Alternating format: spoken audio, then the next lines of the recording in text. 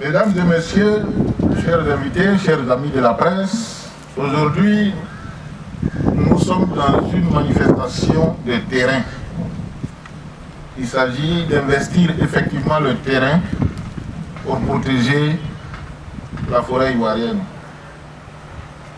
Mesdames et messieurs, comme vous le savez, la forêt ivoirienne a beaucoup contribué à la croissance de la Côte d'Ivoire.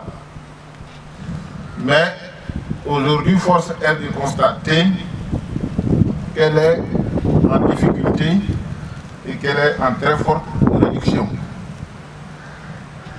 Par conséquent, nous nous devons d'en assurer la pérennité par sa protection et sa réhabilitation. C'est en ce sens qu'un certain nombre d'actions ont été entreprises ces dernières années par le gouvernement. En effet, depuis 2014,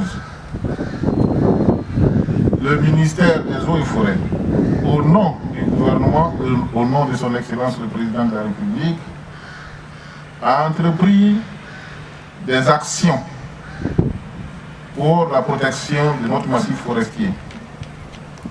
On peut citer quelques exemples. Par exemple, ces derniers temps, il a été affecté près de 1000 agents, 978 précisément, sur le terrain en 2015, au bénéfice de la SODEFOR, de l'OIPR et de nos directions régionales. Un certain nombre, au plan institutionnel, un certain nombre de dispositions ont été prises donc dans le sens de la protection de la forêt. Là aussi, on peut citer le décret 2013-508 du 25 juillet 2013 portant interdiction du bois de veine, de l'exploitation du bois de veine. On peut citer aussi le décret 2013-816 du 26 novembre 2013 portant interdiction de l'exploitation forestière au-dessus du 8e parallèle. On peut citer enfin le décret 2013-815 du 26 décembre 2013 portant interdiction du siège à façon. C'est vrai, toutes ces actions, toutes ces décisions ont été prises. Mais quelle en serait la portée si effectivement sur le terrain, il n'y a pas un dispositif humain et matériel pour appliquer ou bien pour mettre en œuvre effectivement ces décisions et ces dispositions qui ont été prises. Donc c'est dans ce cadre que lorsque nous sommes arrivés au département, nous avons demandé au gouvernement que, vu la mission qui nous a été confiée, celle de protéger la forêt ivoirienne, il fallait que, dans le cadre du couple objectif moyen, qu'un certain nombre de moyens nous soient attribués pour pouvoir investir effectivement le terrain. Et ceci, le gouvernement nous l'a accordé, du moins partiellement. Et c'est en cela qu'en 2014, nous avons pu donner un certain nombre de véhicules, 18 au total, et 52 motos, aux directions et aux services qui sont sur le terrain. En 2015, nous répétons la même chose aujourd'hui. Nous venons de remettre les clés des véhicules et des motos. Et cette fois-ci, la particularité, c'est que le matériel roulant touche jusqu'au dernier maillon de notre chaîne de protection sur le terrain. C'est-à-dire, c'est les postes qui vont effectivement recevoir les moyens de se déplacer parce que c'est eux qui parcourent les innombrables sentiers qui sont dans la forêt. Alors, l'objectif ici est d'arriver à l'équipement de tous nos services pour permettre aux agents d'être présents sur le terrain effectivement en vue de contribuer à l'horizon 2020 à atteindre le taux de couverture de 20%. nous n'allons pas nous arrêter là parce qu'il reste encore un élément important, c'est les moyens opérationnels militaires. Je vais parler de l'armement. Et nous avons commencé à nous battre et nous allons nous battre pour que lorsque l'embargo sera levé, nos équipes puissent être pourvues en moyens militaires opérationnels sur le terrain, parce qu'aujourd'hui, les contrebandiers, les traqueurs, les trafiquants de toutes sortes, les braconniers, sont mieux armés que nos services.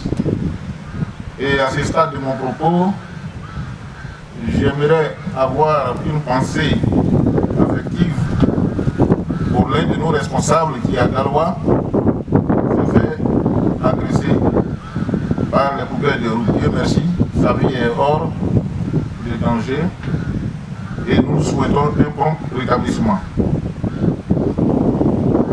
C'est le lieu ici, et ça on ne cessera jamais de le faire, d'interpeller tous les habitants de la Côte d'Ivoire à s'investir dans cette noble mission, comme l'a si bien rappelé le président de la République, son Excellence M. Alassane Ouattara, à savoir aujourd'hui que tout Ivoirien, tout habitant de la Côte d'Ivoire a le devoir de protéger la forêt, a le devoir de développer la forêt. Quand je dis la forêt, c'est plutôt en termes de couverture forestière. C'est-à-dire chaque habitant de la Côte d'Ivoire doit désormais planter un arbre où qu'il soit. Je profite aussi de cette occasion pour féliciter nos lauréats. Nos lauréats qui n'ont de cesse de travailler sur le terrain à nos côtés pour pouvoir nous aider, premièrement à développer le couvert forestier, deuxièmement à le protéger, troisièmement à sensibiliser